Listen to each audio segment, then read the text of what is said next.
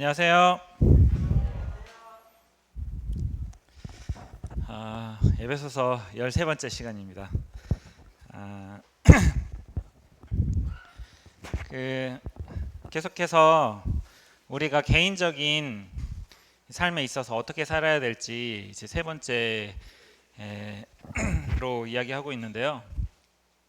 여러분 평소에 오직이라는 단어를 자주 사용하시나요? 최근에 언제 사용하셨는지 혹시 기억이 나시나요? 오직. 이 오직이라는 단어의 뜻은 이미 다 아시겠지만 좀 더 정확하게 사전을 찾아봤습니다. 여러 가지 가운데서 다른 것은 있을 수가 없고 다만 이거 하나다라는 뜻입니다. 요즘 이 포스트 모더니즘 시대에 굉장히 좀 사용하기 힘든 말이에요. 독선적인 말이고 요즘은 너도 맞고 남에게 피해만 끼치지 않으면 그래 그렇게 생각할 수도 있지 진리가 없어요. 그렇죠? 그렇게 생각할 수도 있고 나는 이렇게 생각하지만 이렇게 생각할 수 있고 절대 진리가 없는 시대입니다. 어려운 말로 쓸 필요도 없이 사실 요즘에 내가 말하는 이것만 맞고 다른 건 다 틀려라고 말하면 무슨 소리 듣나요? 꼰대 소리 듣죠, 그렇죠? 네, 그게 분위기예요. 내 말만 맞고 다른 사람 말 틀려 그러면은 꼰대로 취급하잖아요. 근데 성경에서는 오직이라는 단어가 꽤 많이 나옵니다. 굉장히 중요한 진리를 이야기할 때 오직이라는 단어를 사용하죠. 500여 년 전에 이 교회를 바꾸었던 교회를 개혁했던 5가지 오직 혹시 아시나요? 다섯 솔라라고 혹시 들어보신 분이? 네. 그 당시에 교회가 문제가 많았죠. 그때 이제 그 종교 개혁이 일어났고 그 종교 개혁의 정신을 이 5가지 오직으로 요약할 수가 있어요. 첫 번째 오직은 오직 은혜로. 다섯 솔라라고 하는데 오직 은혜로라는 건데 그 당시에도 은혜로 구원받는 것을 부정하진 않았어요. 부인했던 건 아니에요. 근데 은혜에 다른 것들이 더해져 있었어요. 은혜를 받는 통로로 성례들을 행해야 했고요. 그다음에 어떤 은혜로 주어지지만 거기에 우리의 공로가 더해져야 됐어요. 은혜를 인정하지 않는 게 아니에요. 은혜 플러스 이런 것들을 해야 된다라고 이야기를 했던 것이죠. 그때 아니다 다른 것들은 다 필요 없고 오직 은혜다라고 강조를 했던 것입니다. 오직 믿음으로 이것도 마찬가지예요. 이 은혜가 어떻게 우리가 구원받는지 그 원인 그 동기에 대해서 이야기를 한다면 믿음은 오직 우리가 그 은혜를 받을 수 있는 수단은 믿음뿐이다라는 거죠. 오직 믿음을 통해서만 우리는 구원을 받을 수 있습니다. 근데 그 당시에는 다른 통로들이 많이 있었어요. 뭐 면죄부를 팔았죠. 또 어떤 수행이나 그런 선행, 성사 이런 것들을 해서 그런 은혜들을 공로들을 우리가 취할 수 있다라고 이야기를 했습니다. 또 오직 그리스도, 우리의 중보자는 오직 그리스도잖아요. 너무나 당연해요. 그 당시도 그리스도를 부인했던 게 아니에요. 그리스도는 우리의 중보자시다 인정을 했어요. 하지만 그리스도 외에도 다른 중보자들이 많이 있었습니다. 예수님의 어머니였던 마리아는 우리를 대변해서 훨씬 더 하나님께 이제 나아갈 수 있는 좋은 중보자라고 이야기를 했고요. 또 위대한 성인들, 그런 성인들의 남는 공적들, 여분의 공적들을 통해서 우리가 사실상 그 성인들이 중보자가 됐던 것이죠. 예수님 외에도 다른 중보자들이 있었고 그런 것들 다 아니고 오직 예수 그리스도만이 우리의 중보자시다라고 이야기를 했던 것이죠. 오직 성경만이 우리의 유일한 권위예요. 최종의 권위는 성경에 있습니다. 근데 그 당시에도 성경을 인정을 했어요. 근데 성경과 같은 권위로 교회를 인정했어요. 교회의 권위. 근데 교회보다 성경의 권위를 오직 성경이라고 이야기했던 거죠. 그리고 오직 하나님께 영광, 하나님께만 영광을 돌려드려야 되죠. 당연히 그것도 인정을 했지만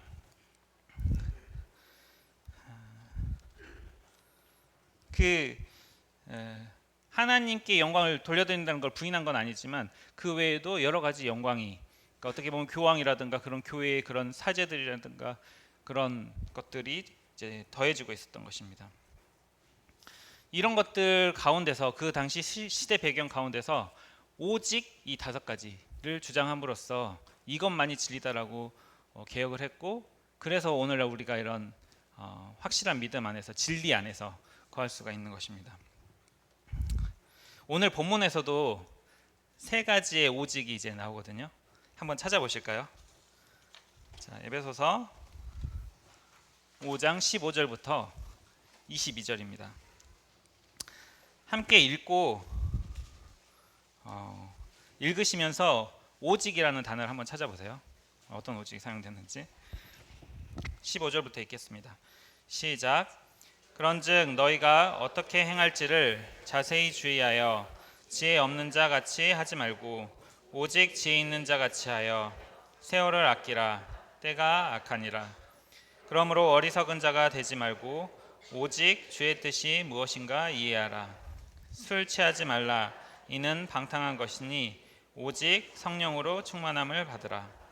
시와 찬송과 신령한 노래들로 서로 화답하며 너희의 마음으로 주께 노래하며 찬송하며 범사의 우리 주 예수 그리스도의 이름으로 항상 아버지 하나님께 감사하며 그리스도를 경외함으로 피차 복종하라. 찾아보셨나요? 네, 쉽죠? 네, 3번의 오직이 있습니다. 그리고 그 3번의 오직은 그 명령에 앞서서 부정적인 명령과 긍정적인 명령의 결합으로 이루어져 있어요. 이렇게 하지 말고 오직 이렇게 하라라고, 이렇게 하지 말고 이렇게 오직 이렇게 하라, 이렇게 3번 반복돼서 이야기하고 있습니다. 하나씩 이 3가지에 대해서 하나씩 오늘 살펴보도록 하겠습니다. 첫 번째로 오직 지혜 있는 자 같이 세월을 아끼라라고 말씀하시고 있습니다. 지혜 없는 자 같이 하지 말고 지혜 있는 자처럼 하라는 얘기는 어떤 의미죠? 그러니까 여러분들이, 그러니까 우리가 지혜로운 자라고 전제를 하고 말씀하시는 거예요. 그렇죠? 지혜 없는 자라면 지혜를 얻으라고 했어요. 지혜를 구하라고 했을 거예요. 그렇죠? 지혜를 찾으라. 근데 그렇게 말씀하시지 않고 지혜 없는 자 같이 하지 말고 지혜 있는 자 같이 하라라는 얘기는 우리는 지혜 있는 자라는 얘기예요. 맞나요? 여러분 모두 지혜로운 자이신가요?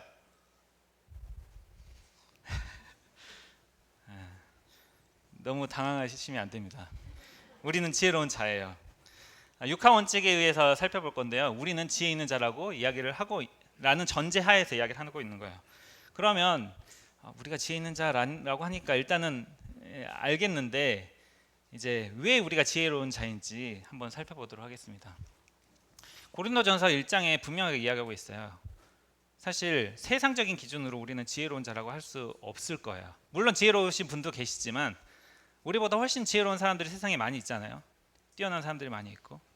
그런데 하나님께서는 그런 지혜로운 자들은 하나님을, 자기를 의지하지 쉽게 하나님을 믿지 않아요. 그런 지혜로운 자들보다 우리들을 선택하셨습니다. 그리고 그들을 미련하게 하셨어요. 그리고 하나님의 지혜로 우리를 구원하셨습니다. 그리고 예수 그리스도께서 우리에게 지혜가 되셨습니다. 세상의 기준으로 우리가 지혜로운 자라면 가혹거릴 수 있죠. 내가 지혜로운 자라고? 근데 우리는 하나님 안에서 그리스도로 말미암아 지혜롭게 되었습니다. 이 지혜서들, 이 시편, 잠언, 전도서 이런 데 읽어보시면 지혜에 대해서 굉장히 많이 나오는데 지혜가 뭐라고 이야기하고 있죠? 하나님을 경외하는 것, 하나님을 아는 것, 하나님을 알고 하나님을 경외하는 것이 지혜라고 이야기를 하고 있습니다. 그렇기 때문에 우리는 지혜로운 거야. 우리는 하나님을 알고 하나님을 믿고 그분을 인정하며 그분을 경외하기 때문에 우리는 지혜로운 자인 것입니다.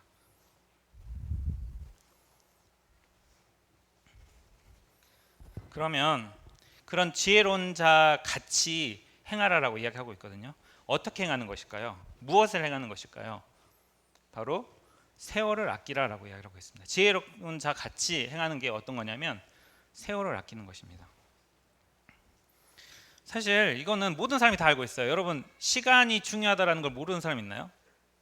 시간은 금처럼 중요하고, 그렇죠? 시간을 아끼는 게 중요한 거는 사실 모든 사람이 알아요. 지혜 없는 사람도 사실 알고 있습니다. 그렇게 행하지 못할 뿐. 근데 여기서 말하는 것도 과연 그런 개념일까요? 예전에 한 형제님께서 크로노스와 카이로스의 시간에 대해서 강단에서 말씀하신 적 있는데 기억하시나요? 네. 여기서 말하는 이제 크로노스는 기억하시는 분들도 많으시겠지만 다시 한번 간략하게 설명을 드리면, 크로노스는 그냥 시간이 흘러가는 시간을 말하는 거예요. 그냥 객관적인 수평적으로 쭉 흘러가는 시간, 우리가 흔히 이야기하는 시간을 크로노스라고 이야기를 합니다. 헬라어로. 그리고 연대기 복음할 때 연대기가 바로 크로니클이에요. 이 크로노스에서 온 거죠. 이 연대순으로 시간에 따라서 크로노스입니다. 카이로스는 특별한 의미가 담긴 시간을 말해요. 어떤 기회, 어떤 순간, 굉장히 의미가 담긴 그 시간이 흘러가는 중간에 어떤 굉장히 의미가 있는 기회가 있을 거 아니에요. 특별한 시간, 그 시간을 우리가 놓치지 않고 잡아야 될 그 시간을 카이로스라고 이야기를 합니다. 누군지 아세요? 그리스 로마 신화의 신인데 카이로스라는 신이에요. 기회의 신이라고 하죠. 생긴 거 보면 좀 웃기게 생겼죠. 머리 부분이 유난히 눈에 띄는데 앞머리는 무성합니다. 왜냐하면 이 기회를 잘 알아차리지 못하게 하기 위해서, 또 그 기회가 오는 것을 봤을 때는 앞에서는 쉽게 붙잡을 수 있도록 하기 위해서. 근데 뒷머리는 대머리예요. 지나가 버리면 잡을 수가 없어요. 그리고 발에도 날개가 달렸죠. 굉장히 빠르게 지나갑니다. 이 기회를 잡지 않으면 순식간에 놓쳐버릴 수 있어요. 그리고 왼손에 저울이 있는 것은 그런 기회가 왔을 때 정확하게 판단하고 결단하라는 뜻이고, 계산해 보라는 뜻이고, 그다음에 오른손에 칼이 있는 것은 칼같이 결단을 하라라는 그런 의미로 이런 신이 있다고 해요. 여기서 세월을 아끼라고 했을 때 세월은 크로노스일까요? 카이로스일까요? 카이로스입니다. 근데 얼핏 봤을 때 세상 사람들은 다 크로노스를 아끼라라는 개념으로 이해를 하고 있어요. 시간을 아껴야 되는데 이 흘러가는 시간들을 잡아야 되고 어떻게든 촘촘히 아껴가지고 효율적으로 잘 사용하는 게 시간을 아낀다라는 개념이거든요. 근데 성경에서 말하는 세월을 아끼라는 것은 카이로스를 아끼라는 거예요. 여러분, 햄스터가 이제 쳇바퀴를 이렇게 돌아요. 근데 햄스터가 생각을 한 거예요. 내가 시간을 아껴야 되겠다. 좀 더 많은 시간을 쳇바퀴를 열심히 굴려야 되겠다. 그래서 아침에 일찍 일어나서 쳇바퀴를 굴리기 시작합니다. 밤 늦게까지 굉장히 많은 시간을 효율적으로 잘 분배해서 휴식과 이런 걸 분배해서 쳇바퀴를 많이 돌렸어요. 여러분, 시간을 굉장히 아꼈죠, 그렇죠? 근데 이 쳇바퀴를 돌리는 게 의미가 있나요? 물론 햄스터 입장에서는 자기는 굉장히 시간을 아꼈고 효율적으로 잘 사용했고 나는 시간을 아꼈어라고 보람을 느낄지 모릅니다. 하지만 그거는 사실 의미 없는 시간이에요. 그러면 카이로스를 아끼라는 게 무슨 의미일까요? 이 아끼다라는 원어는 사다, 속량하다, 되사는 거, 그러니까 값을 치르고 사는 것을 의미해요. 그래서 다시 이제 바꿔서 이야기하면 기회를 사라라는 거예요. 값을 지불하고 기회를 잡고 내 대가를 치르고서라도 그 기회를 사라라는 뜻입니다.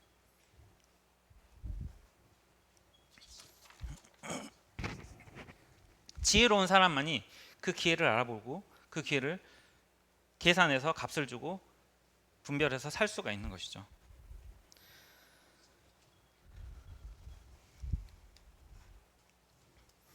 세상 사람들은 이런 기회를 알아보지 못합니다. 그리고 사실 기회를 잡지도 못해요. 왜? 그런 기회가 뭔지 모르거든요. 하나님을 모르거든요. 하나님을 경외할 줄 몰라요. 그래서 그 기회가 기회인지 알아보지 못합니다. 그러나 우리는 그 기회를 잡을 수가 있어요. 천국은 마치 밭에 감추인 보화 같다고, 이런 비유 아시죠? 마태복음에 나오는 비유인데, 그 보화를 발견했을 때 어떻게 해야 합니까? 내 모든 것을 다 팔아서라도 그 밭을 사야 되는 것이죠. 놓쳐서는 안 된 기회예요. 이건 너무나 가치 있는 거기 때문에 나의 가진 것들을 투자해서 그것을 사는 것입니다. 우리는 하늘의 보물을 쌓아둬야 돼요. 그렇죠? 이 땅에 살아가는 시간이 우리에게는 어떻게 보면 우리의 때예요. 우리의 카이로스예요. 이거를 활용해서 하늘의 보물을 쌓도록 해야 됩니다. 그게 의미가 있는 거예요. 우리가 대가를 치르고서라도 그 하늘의 보물을 쌓아놓기 위해서 우리는 그 기회를, 우리에게 주어진 기회들을 잡아야 되는 것이죠. 불의의 재물로 친구를 사귀라라고 성경은 이야기하고 있습니다. 여러분, 이 땅에서의 재물요, 물론 이 땅에서는 중요하죠.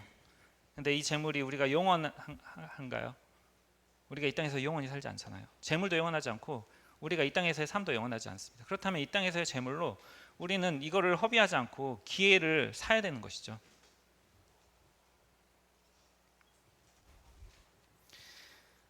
마지막 때입니다. 우리가 표에도 적어놓은 바와 같이 우리는 깨어 있어야 돼요. 이런 기회들을 놓치지 말아야 돼요. 우리가 주어진 기회들은 지나가 버리면 다시 잡을 수 없어요.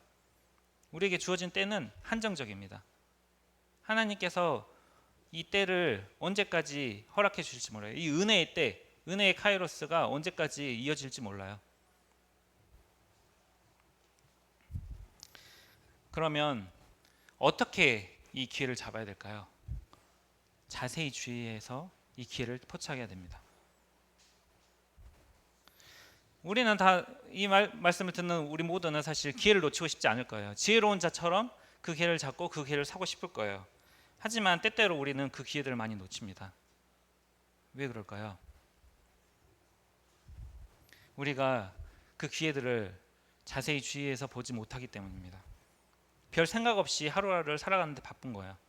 그냥 스쳐 지나가면 우리도 못 볼 수가 있어요. 그래서 자세히 주의해서 보라라고 이야기를 하고 있는 것입니다. 이 자세히 주의하여로 번역되어 있지만 사실 두 개의 단어는 자세히 주의 깊게와 보다 관찰하다라는 단어로 이루어져 있어요. 그러니까 자세히 주의해서 우리는 살펴봐야 됩니다. 그 기회를 찾아야 돼요. 아까 봤던 이 밭에 감추인 보배는 쉽게 발견할 수 있을까요? 아니죠, 그렇죠? 그냥 지나가는 사람들은 발견하지 못했을 거예요. 열심히 우리가 현실에서 충실하게 살아가면서 일하면서 주의 깊게 관찰할 때 발견할 수 있는 거예요. 그리고 그것을 발견했을 때 그 세월을 아껴서 그걸 사야 되는 것입니다. 우리가 이 하나님의 사역들에 참여할 수 있는 기회들은 우리가 하루하루 살아가면 여러분이 그 기회를 놓칠 수 있어요. 하루에도 또는 일주일에도 여러분들에게 하나님의 사역에 참여할 수 있는 기회들이 계속해서 스쳐 지나갈 수 있어요. 하나님은 우리 가운데서 일하고 계시거든요. 우리로 그 사역에 참여하시길 원하세요. 우리를 통해서 일하시길 원하세요. 우리를 초청하시길 원하세요. 근데 우리는 그거에 무감각하고 그냥 하루하루를 스쳐 살아갈 수가 있습니다. 여러분, 자세히 주의해서 보세요. 교회에서 또는 우리의 삶에서, 가정에서 여러분 기회들이 있습니다. 그 주어지는 기회들을 놓치지 마세요.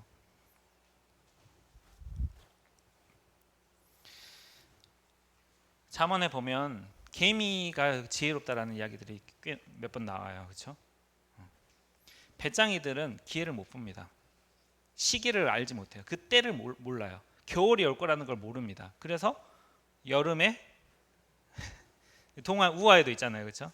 여름에 즐기다가 가지고 있는 걸 다 허비하고 그냥 즐겁고 유쾌하게 하루를 살다가 겨울에 고생을 하죠. 근데 개미는 지혜롭습니다. 왜 지혜롭나요? 때를 알기 때문이에요. 겨울이 올 거라는 걸 알기 때문에 지금 주어진 때가 있다라는 걸 알고 지금 그 기회를 사는 거예요.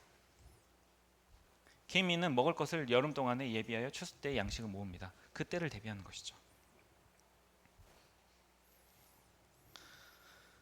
여러분, 우리는 개미처럼 지금 이 때를 그냥 보내지 않아야 돼요. 기회를 사야 됩니다.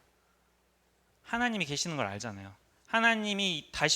주님께서 다시 오시는 걸 알고 우리는 그분의 말씀을 신뢰하고 그분을 경외하고 심판이 있을 거라는 걸 아시잖아요. 그렇죠? 기회를 사야 됩니다. 왜 우리가 그렇게 해야 됩니까? 때가 악하기 때문에 그렇습니다. 세상이 너무나 악해요. 악하기 때문에 더욱 자세히 주의해 살펴야 되고, 자세히 살피지 않으면 우리도 쉽게 그 가치관이 물들어 버릴 수가 있어요. 그냥 이게 당연하게 느껴지고 그런 것들이 그럴 수도 있지라고 생각하게 될 수 있습니다. 악하기 때문에 더욱 우리는 자세히 분별해야 돼요. 자세히 보아야 됩니다. 세상에 악인들이 굉장히 형통해요. 불의가 득세하죠. 그리고 악한 것들이 당연해졌어요. 예전에는 이건 정말 생각할 수도 없는 악들이 지금은 뭐 그럴 수도 있지, 남에게 피해만 안 끼치면 라고 생각하는 것들이 굉장히 많아졌습니다. 성적인 것들이 그렇고요. 뭐 동성애나 이런 것들 말할 것도 없고요. 사회 전반적으로 모든 분야에 있어서 그런 뭐 폭력적인 거 이런 것들이 그럴 수도 있다라고 생각을 합니다. 나에게만 해를 끼치지 않으면. 이런 세상에 살면서 우리가 자세히 주의하지 않으면 점차 우리도 그거에 익숙해지는 거예요. 그리고 그럴 수도 있지, 또는 그것이 맞다고 여기게 되고 또 그렇게 따라 살게 됩니다.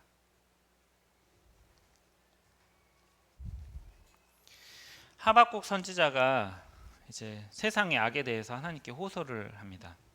보면 어찌하여 이런 죄악들이 있습니까? 이런 악행들이, 이런 정의가 없는 세상이 하나님 잠잠하십니까? 하나님께 호소를 하거든요.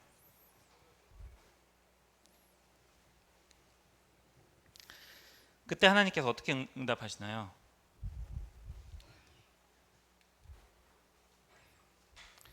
하나님이 지금 보고 계시는 거예요. 참고 계시는 거예요.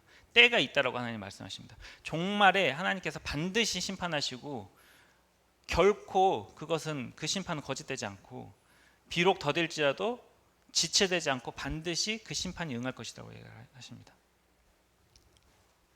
그렇기 때문에 하박국 선지자는 하나님께 감사하게 되죠.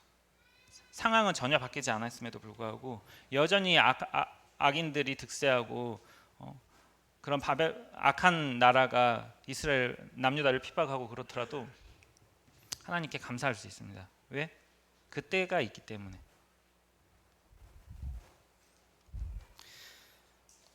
때가 악할수록 우리는 믿음의 눈으로 하나님을 바라봐야 됩니다. 배짱이를 불어서 해서는 안 됩니다. 악인의 형통함을 부러워하지 말고, 그리고 그들처럼 행하려고 할 필요도 없습니다. 반드시 하나님 심판하실 거예요. 우리는 그걸 알고 있습니다. 지혜로운 자잖아요. 하나님의 말씀에 그렇게 나와 있기 때문에 우리는 그 하나님의 말씀을 경외하고 그것을 알고 있습니다. 악인의 형통을 경외할 필요 없고 세상의 그런 악함을 따라할 필요 없어요.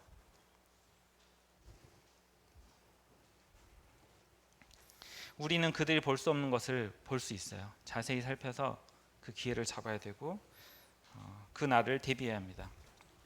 그들이 멸망할 때 하나님께서는 우리의 그 원수들의 목전에서 상을 베푸실 거예요. 그렇죠? 우리는 그것을 소망하면서 이 땅에서 배짱이들을 부러워하지 않는 개미로서, 지혜로운 자로서 그렇게 기회를 사는 자들이 되어야 할 것입니다.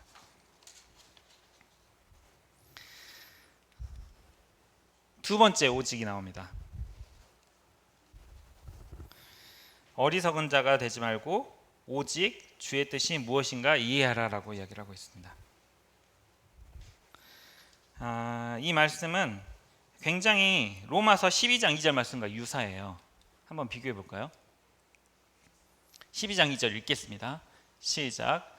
너희는 이 세대를 본받지 말고 오직 마음을 새롭게 함으로 변화를 받아 하나님의 선하시고 기뻐하시고 온전하신 뜻이 무엇인지 분별하도록 하라.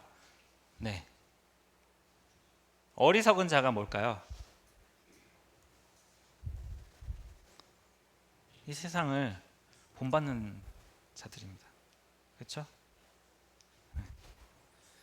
우리는 이걸 다 알면서도 어리석은 자처럼 행할 수 있어요. 그래, 다 알아. 기회를 사야지. 주님 오시잖아. 다 알아요. 근데 왜 여러분 때로는 그렇게 못 삽니까? 세상을 본받아서 사는 거 아닌가요? 저도 마찬가지예요. 다 알면서 지혜로운 자인데 지혜 없는 자처럼 행할 때가 있어요. 어리석게 행할 때가 있어요. 왜? 세상에 익숙해지고 그럴 수 있지. 세상 사람들이 하는 게 형통하는 게 부럽고 나도 잘 살고 싶고 나도 지금 이 땅에서 잘 살고 싶은 거예요. 그래서 그들을 쫓아 행할 수 있습니다. 근데 아시잖아요. 그게 지혜로운 게 아니에요. 어리석은 것입니다. 세상을 따라 사는 것은.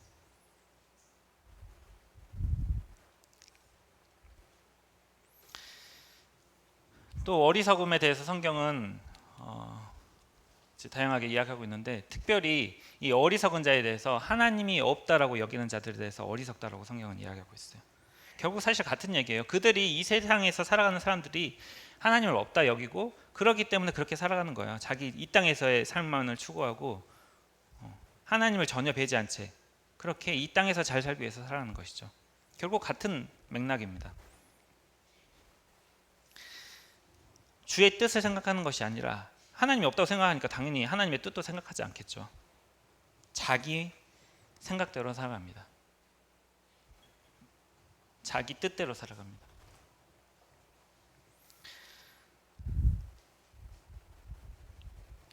그래서 그들은 방자하고, 하나님을 인정치 않으니까, 하나님 없다고 생각하니까 방자하고 스스로 자기의 뜻을 믿고 자기를 믿고 살아갑니다. 굉장히 어리석은 것이죠. 근데 우리는 그것들이 때로는 좋아 보여서 그들을 따라간다는 거예요. 얼마나 어리석습니까? 여러분, 이 시간 우리를 한번 살펴봤으면 좋겠어요. 저도 저를 준비하면서 많이 살펴봤어요. 내가 정말 어리석게 살고 있지는 않은가? 나의 시간, 내가 일하는 시간을 제외하고 여유 시간들이 있는데 그 여유 시간들 중에 가장 많은 시간을 사용하는 게 어딘가?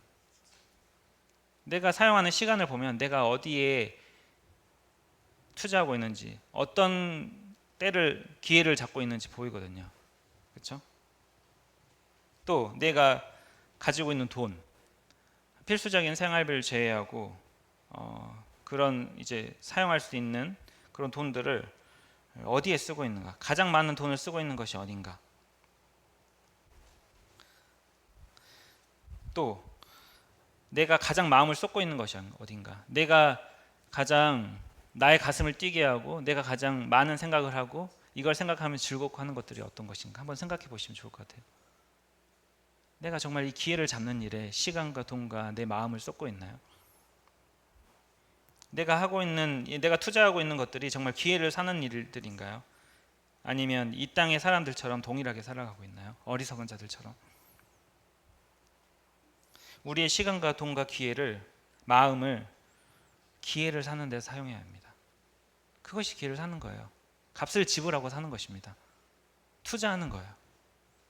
이 때가 한정되어 있어요. 우리에게 주어진 때가 영원하지 않아요. 만약 그렇지 않다면 우리는 우리의 마음을 새롭게 함으로 변화를 받아야 될 것입니다. 그리고 주의 뜻이 무엇인지 분별해야 될 것입니다.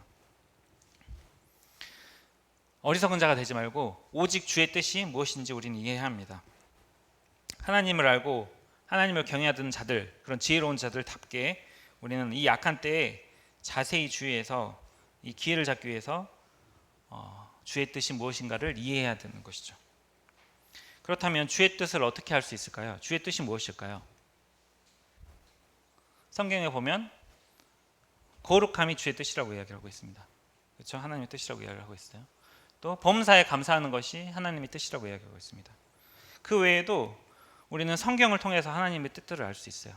성경에 우리에게 어떻게 행하시길 원하시는지 하나님은 하나님의 뜻을 굉장히 자세하게 우리에게 계시하셨습니다. 우리는 하나님께서 말씀하신 성경을 통해서 하나님의 뜻을 분명히 알 수가 있어요.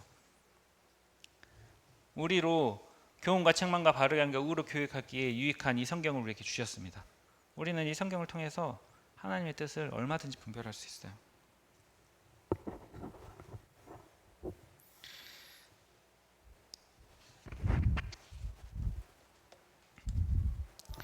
이 CTA나 SBA를 수료하신 분들은 하나님을 경험하는 삶이라는 책을 다 이제 공부하셨을 거예요, 그렇죠?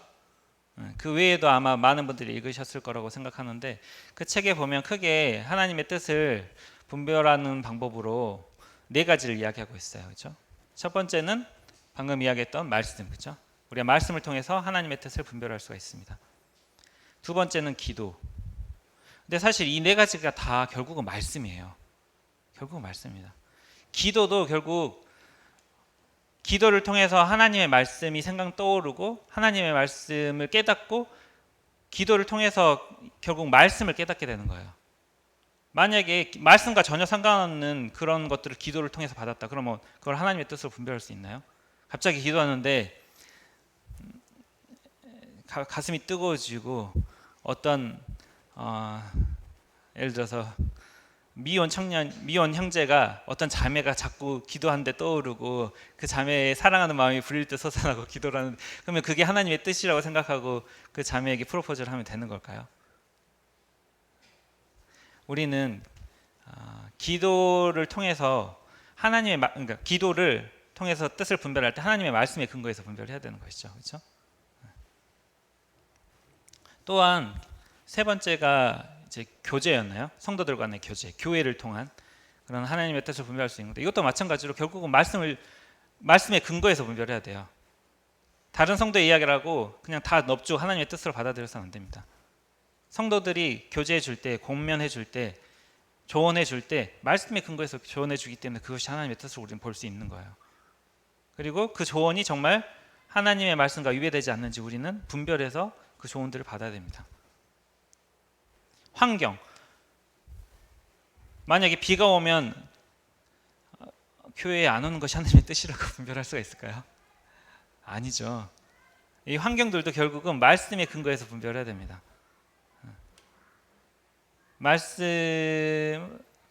이 환경이 변함으로써 말씀에 근거해서 이런 것들이 하나님의 뜻으로 분별될 수가 있거든요. 그렇죠? 사실 하나님께서 아까 말했듯이 오직 성경이에요. 성경만이 유일한 하나님 최종적인 권위입니다. 하나님의 뜻을 분별할 수 있는 우리에게 주어진 확실한 명확한 하나님의 뜻이에요. 여러분 주의 뜻이 무엇인지 이해하고 계신가요? 청년들이 많이 주의 뜻, 나의 삶을 향한 하나님의 뜻이 무엇인지 궁금해해요. 그리고 뜻이 무엇인지를 찾기 원합니다. 근데 성경 얼마 있냐고 물어보면 많이 읽고 있는 청년들도 많아요. 근데 많이 안 읽고 있는 청년들도 있어요. 하나님의 뜻을 알기 원하면서 하나님의 말씀을 읽고 있지 않는다? 뭔가 앞뒤가 안 맞는 거예요. 우리가 오직 주의 뜻을 무엇인지 이해하기 위해서는 하나님의 말씀을 읽고 그것을 통해서 하나님의 뜻을 구해야 됩니다. 물론 알기만 해서는 안 되죠. 행해야 되죠.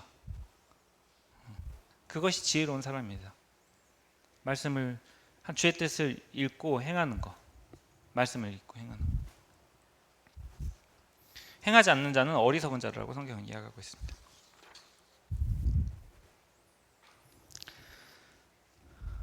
세 번째 오직이 나오죠. 오직 술 취하지 말라 이는 방탕한 것이니 오직 성령으로 충만함을 받으라. 이 말씀은 주로 물론 성령 충만을 이야기할 때도 많이 사용하지만 술에 대해서 이야기할 때 많이 사용하시더라고요. 근데 사실 이 말씀은 술에 대한 이야기가 중점이 아니에요. 주가 아니에요. 성령 충만을 이야기하기 위해서 술에 비유한 것뿐이죠. 그렇죠? 근데 이제 술 마시지 말아야 된다라는 이야기를 하기 위해 근거 구절로 이 구절을 많이 사용하시더라고요. 주제에서는 벗어나지만 술에 대해서 성경의 가르침을 잠깐만 언급을 하고 넘어가는 게 좋을 것 같아요. 여러분 술은 마시면 안 될까요? 네. 저는 어렸을 때 절대 마시면 안 되는 걸로 배웠어요. 마시면 큰일 나고 마시면 절대 안 되는 걸로 배웠는데 사실 안 마시면 좋긴 합니다. 하지만 성경은 분명하게 마실 수 있음을 우리가 알 수 있어요. 성경을 읽으면. 왜냐하면 그 당시에 포도주는 음료수였거든요. 예수님께서 포도주를 엄청나게 만드시기도 했어요. 가나의 혼인잔치에서. 그렇죠? 네. 그리고 유월절 만찬에서 사실 예수님께서 제정하신 이 예식의 포도주를 마시는 거거든요. 그렇죠? 음료수로서 마시는 걸로써 술은 마실 수는 있습니다. 하지만 취하면 안 되는 것이죠. 이게 제가 부작용들이 있어요. 술을 마시면 안 된다라고 강조했을 때 사실 이거는 굉장히 부작용이 있는데 하나님의 성경을 우리의 임의대로 바꾸는 것이거든요. 물론 술을 안 마시는 것이 안전해요. 그것이 유익한 것을 인정합니다. 하지만 그럼에도 불구하고 성경의 가르침을 우리의 뜻대로 변경하는 것은 굉장히 위험하다고 생각을 합니다.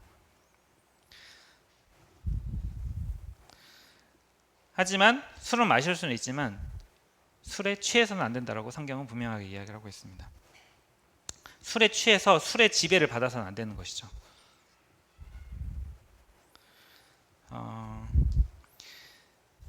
그것은 우리는 성령, 여기 본문에도 이야기하다시피 술의 지배를 받아야 될 게 아니라 그리스도 안에서 성령의 지배를 받아야 됩니다. 주님의 뜻대로 살아야 되는 것이죠.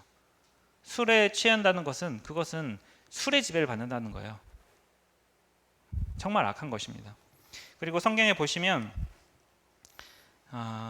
그 하나님의 일꾼들, 특별히 이제 구약에는 나실인, 또 신약에서는 장로와 집사의 자격들을 보면 술을 즐겨하지 않는 것이, 나실은 술을 입에 대지 않는 것이 이제 그 자격으로 나열되고 있습니다. 술을 즐겨 마시거나 술에 취하는 것은 하나님의 자격, 하나님의 일꾼으로 적합하지 않은 것이죠. 그리고 그러면 우리가 술을 마실 수는 있으니까 취하지 않을 정도로만 마시면 될까요? 주량을 측정해 보고 몇 잔까지는 마셔도 되는구나라고. 자, 자유함을 얻고 술을 마시면 되겠습니까? 아니죠. 네, 감사합니다. 네. 모든 것이 가하지만 모든 것이 유익한 것이 아닙니다. 바울은 고린도전서에서 내가 이것이 유익하지 않다면 평생 고기를 먹지 않겠다라고 선언했어요. 사실 고기는 먹어도 되잖아요. 근데 그것이 어떤 성도를 실족하게 하거나 그게 덕이 되지 않는다면, 유익이 되지 않는다면 나는 그걸 위해서 평생 고기 먹는 걸 포기하겠다라고 이야기를 했어요. 우리가 술을 마실 수 있지만 그것이 하나님께 유익이 되는지, 하나님께 영광이 되는지, 교회에 덕이 되는지를 따져보고, 이게 정말 필요한 경우에만, 왜냐하면 취하면 안 되니까, 이게 유혹이 될 수가 있거든요. 덕을 위해서 해야 됩니다. 그렇다면 왜 굳이 여기서 술 취하는 것을 성령 충만과 연결을 시켰을까요? 실제로 굉장히 유사한 부분이 많아요. 사도행전에 보면 사람들도 착각했어요. 성령 충만해서 이 성도들이 이 성령 충만한 모습을 보고 사람들이 저 사람들 평소와 다른데 술 취한 거 아니야? 라고 생각을 실제로 했습니다. 술 취함과 성령 충만은 굉장히 유사한 점들이 많아요. 어떤 부분이 유사할까요? 기본적으로 생각했을 때 평소와 다른 행동들을 하죠. 그렇죠? 네. 자기 뜻대로 행하는 게 아니라, 술 취한 사람들은 어떻게 행동하나요? 평소 자기처럼 행동하나요? 주사라고 그러죠. 네. 술에 취한, 그 술의 지배를 당해서 평소에 자기라면 하지 않았던 행동들을 하잖아요. 술의 지배를 받는 것입니다. 평소와 달라요. 성령 충만한 사람들 어떻게 살아가나요? 자기 뜻대로 살아가나요? 아닙니다. 주의 뜻대로 살아갑니다. 성령의 지배를 받아서 성령님의 인도대로 우리는 살아갑니다. 그게 성령 충만한 자예요. 평소와 다른 모습들을 보고 사람들은 술 취한 걸로 착각했어요.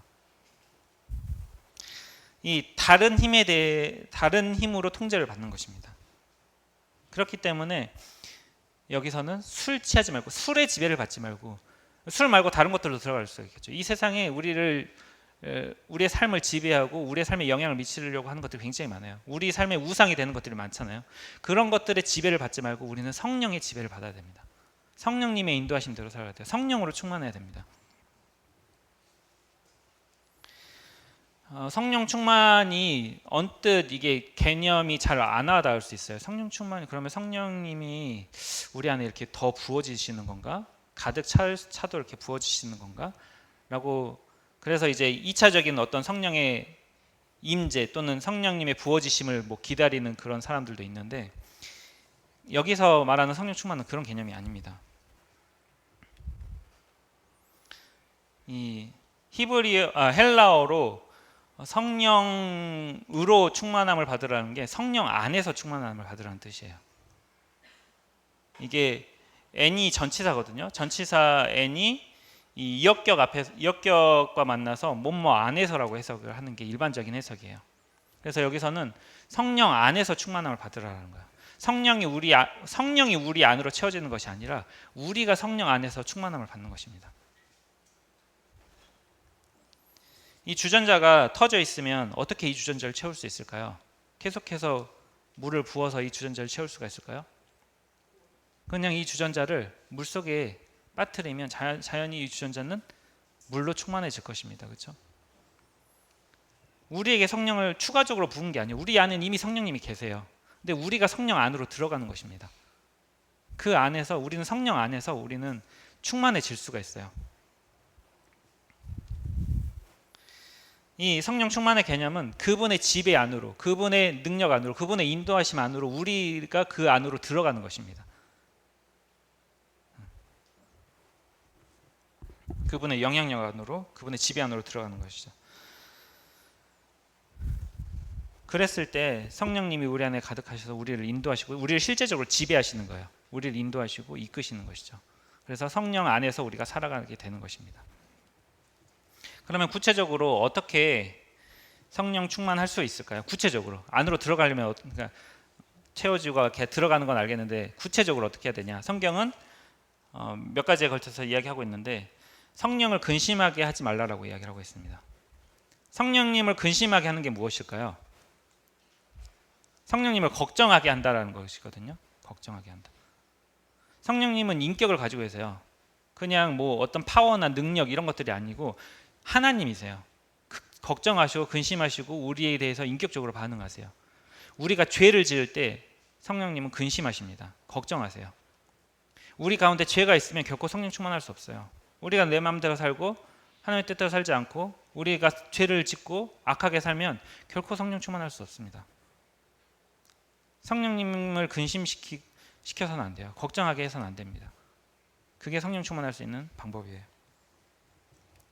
또 성령을 소멸시키지 말라라고 데살로니가 전서에서는 이야기하고 있어요.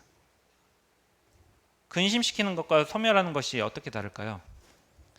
근심은 아까 죄에 대해서 이야기를 드렸죠. 근데 소멸은 죄는 아니더라도 성령님의 어떤 그런 인도하심과 그런 어떤 말씀을 우리가 의도적으로 귀를 닫는 걸 말해요. 그분의 영향력에 대해서 우리가 고개를 돌리는 것이죠. 성령님이 어떤 마음을 들게 하셨는데 우리가 그거를 묵살하는 것입니다. 오늘 큐티를 해야 되는데 라는 마음이 들 때 다음에 하지 뭐. 큐티 안 하는 게 사실 죄는 아니거든요. 근데 우리가 성령을 소멸시키는 거죠. 기도해야 되는데 또 어떤 카카오 단체 문자를 받아요. 기도 부탁, 교회 단체 이렇게 카톡을 받고 기도해야 되는구나. 다음에 하지 뭐. 또는 어떤 사람을 봤을 때 저 친구에게 전도해야 되는데 이건 좋은 기회인 것 같은데 기회를 사야 되는데 내가 복음을 전할 수 있을까? 아니야. 지금 괜히 전했다가 분위기만 이상해지고 날 이상하게 생각하면 안 되니까 다음에 하지 뭐. 우리는 성령님을 굉장히 많은 경우에 소멸시키고 있어요. 성령님의 그런 마음, 세미한 음성들, 우리에게 말씀하시는 그 음성들을 소멸시켜서는 성령 충만할 수 없어요. 그건 성령님의 인도대로 사는 게 아닙니다. 내 생각대로 사는 것이죠. 결국 성령을 소멸시키지 않는 것은 성령을 쫓아 행하는 것을 말해요. 우리는 성령님의 지배를 받아서 성령님의 인도대로 성령님을 쫓아 살 때 성령 충만을 실제적으로 경험하게 됩니다. 성령 안에서.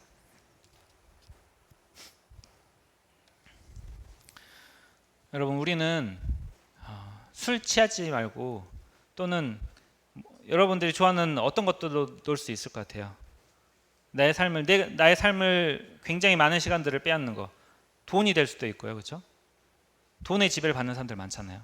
또는 요즘 젊은 사람들은 그런 어떤 남들의 인정 또는 그런 관심, 인기를 굉장히 민감해하는 것 같아요. 그래서 그 인기를 얻기 위해서 자기의 삶을 그렇게 막 살더라고요. 인기를 얻기 위해. 그런 것들의 지배를 받아서도 안 되고 또는 취미 생활들. 어떤 사람들은 그 취미 생활을 위해서 굉장히 돈과 시간들을 투자하더라고요. 그런 것들의 지배를 받지 말고 그 모든 것들이 아닌 오직 성령의 충만함을 우리는 받아야 됩니다.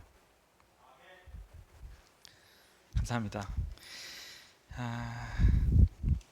그랬을 때 우리가 주님 안에서 주님께 붙어있을 때 많은 열매들을 맺잖아요. 포도나무에 비해서 우리는 가지고 주님 안에 있고 주님께 붙어있을 때 자연스럽게 열매를 맺는 것처럼 우리가 성령 안에서 성령으로 충만할 때 성령으로부터 그 모든 것들을 공급받고 성령의 인도를 받을 때 우리는 성령의 열매들을 풍성하게 맺을 수 있습니다.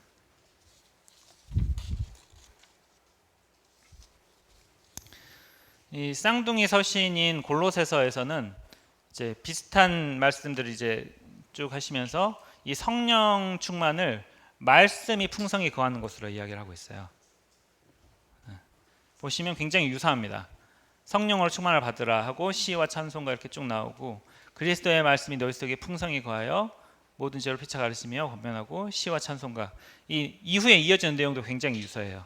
이후에 이제 공동체, 가족, 부부간에 어떻게 해야 될지 이런 것들이 쭉 나오고 골로새서도 마찬가지로 그런 공동체에 대한 내용이 나옵니다. 성령의 충만을 말씀의 충만으로 어떻게 보면 비슷한 관점에서 같은 개념으로 이야기를 하신 거예요. 맞습니다.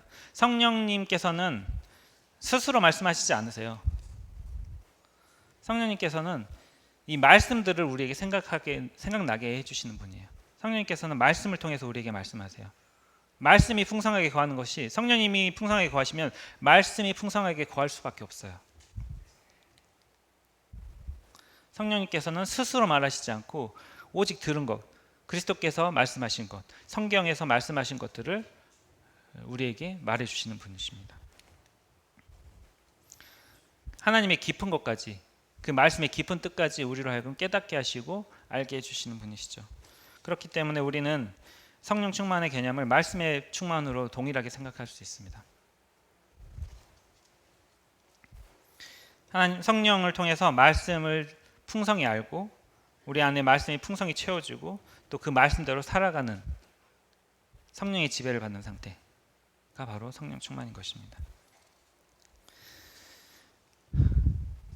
성령 충만에 이어서 이제 찬송과 감사와 피차 복종에 대해서 이야기를 하고 있는데 이거에 대해서 이러한 찬송과 감사와 이런 복종하는 행동들이 성령 충만의 결과라고 보시는 분들도 있고 또는 이렇게 하면 성령 충만하게 된다라고 보시는 분들도 있어요. 사실 크게 중요하진 않은 것 같아요. 저는 둘 다일 수 있다고 봅니다. 성령 충만하게 됐을 때 찬송이 넘쳐요. 그렇죠? 저는 요즘 찬양 시간이 굉장히 좋더라고요. 우리가 성령 충만하게 될 때 찬송이 넘치게 돼요. 하나님을 찬양하게 됩니다. 기쁘게 찬송하게 돼요. 하나님께 감사하게 됩니다. 그리고 피차에 서로 복종하게 되는 것이죠. 그리고 동시에 우리가 찬송하게 될 때 찬양 시간에 찬송을 하고 있으니까 마음이 뜨거워지는 거예요. 찬송을 하게 될 때 성령 충만으로 이끌어가게 되는 것을 봅니다. 감사하게 될 때 하나님께 대한 감사로 뜨거워질 때 성령 충만해질 수 있는 거예요. 우리가 서로 복종할 때 성령 충만해질 수 있는 것입니다. 이게 계속해서 선순환이 되는 거예요. 우리가 찬양하고 감사하고 복종하고 이런 삶을 살면 성령 충만해지고 성령 충만해지면 더 그렇게 살 수 있게 되고 그렇게 살게 되면 더 충만하게 되고 이렇게 굴러가는 것이죠. 선순환이.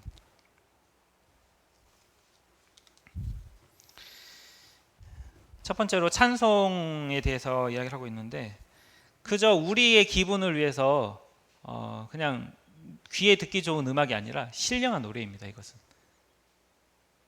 주님께 노래하는 거예요. 하나님을 찬양하는 것입니다. 그렇죠? 하나님의 어떠하심을 높이고 경배하고 찬송하는 것이에요. 그것이 바로 찬송이고 감사는 하나님으로 인해 감사하는 것입니다. 하나님께서 우리에게 주신 모든 것들. 그렇죠? 찬송과는 약간 달라요. 찬송은 하나님의 어떠하신 그 자체. 사실 우리가 감사할 게 없어도 하나님은 찬송 받으실 분이에요. 하지만 감사는 하나님께서 우리에게 주셨기 때문에 그것에 인해서 당연한 반응으로 감사를 드리는 것입니다. 특별히 범사에 항상 감사하라고 되어 있어요. 범사에 항상 감사할 수 있나요? 여러분 범사에 항상 감사하시나요? 만약에 우리가 그러니까 모든 일 때문에 감사하는 거라면 그건 불가능합니다. 그렇죠? 우리에게 일어난 일 중에 안 좋은 일들이 얼마나 많아요. 슬픈 일도 있고 안타까운 일도 있고 끔찍한 일도 있습니다. 근데 그런 일들 때문에 감사해야 된다면 우리는 감사할 수 없어요. 항상 감사할 수 없습니다. 하지만 우리는 예수 그리스도로 인해서 예수 그리스도의 이름으로 아버지 하나님께 감사할 수 있습니다. 그 상황 때문에 감사하는 게 아니라 그 일들 때문에 감사하는 것이 아니라 우리가 받은 것들 그 가운데서도 신실하게 역사하실 하나님, 선하신 하나님, 우리를 가장 잘 아시고 우리에게 가장 좋은 것을 주시는 그 하나님을 바라보고 그런 상황 가운데서도 항상 감사할 수 있는 것입니다. 그리고 피차 복종에 대해서 이야기를 하고 있는데 아내만 남편에게 복종하는 게 아니에요. 그렇죠? 물론 아내가 남편에게 복종하라고 이어지는 말씀에서 이야기를 하고 있습니다. 하지만 그렇다고 남편이 함부로 살아도 되고 일방적인 관계임을 의미하는 게 아니죠. 우리는 피차 복종하는 것입니다. 다만 그 복종에 나타나는 형태가 다를 뿐이에요. 우리 마음대로 사는 게 아니에요. 남편도 아내에게 마음대로 행하는 게 아니고 사랑으로 복종하는 것입니다. 아내는 복종함의 형태로 복종하는 것이고 모든 관계들 그래요. 일방적인 관계가 아닙니다. 우리는 피차 자기의 뜻을 내려놓고 자기를 절제하고 주의 뜻을 따라서 그리스도를 경외함으로 우리는 서로 나를 내려놓고 복종하는 것입니다. 그리스도께서도 먼저 죽기까지 복종하셨어요.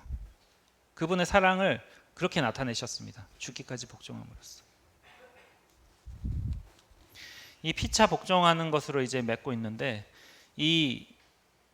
이걸 통해서 이제 다음 단락으로 연결이 되는 연결고리예요. 그래서 다음 주부터는 이 서로 복종하는 것, 공동체에 대해서 이제 내용이 이어지고 있습니다. 그래서 우리가 상대방을 바라보면 때로는 복종하기 힘들 때도 있어요. 하지만 그리스도를 경외함으로 서로 복종해야 됩니다. 그리고 이어지는 다음 단락들도 이 죽게 하듯이 또는 그리스도께서 교회에게 하듯이 이런 그리스도 안에서 피차 복종할 것을 이야기를 하고 있어요.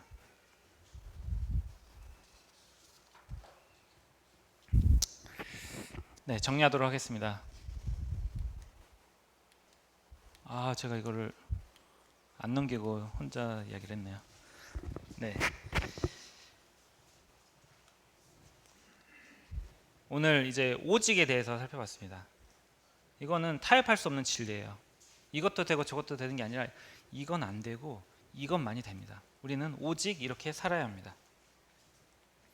오직 지혜로운 우리는 자세히 주의해서 기회를 사야 됩니다. 그렇죠? 이게 이 세 가지 오직이 각각 다른 것을 이야기하고 있는 게 아니에요. 굉장히 밀접하게 연관이 있어요. 이 기회를 잘 사기 위해서는 주의 뜻을 이해해야 되죠. 그렇죠? 이 주의 뜻을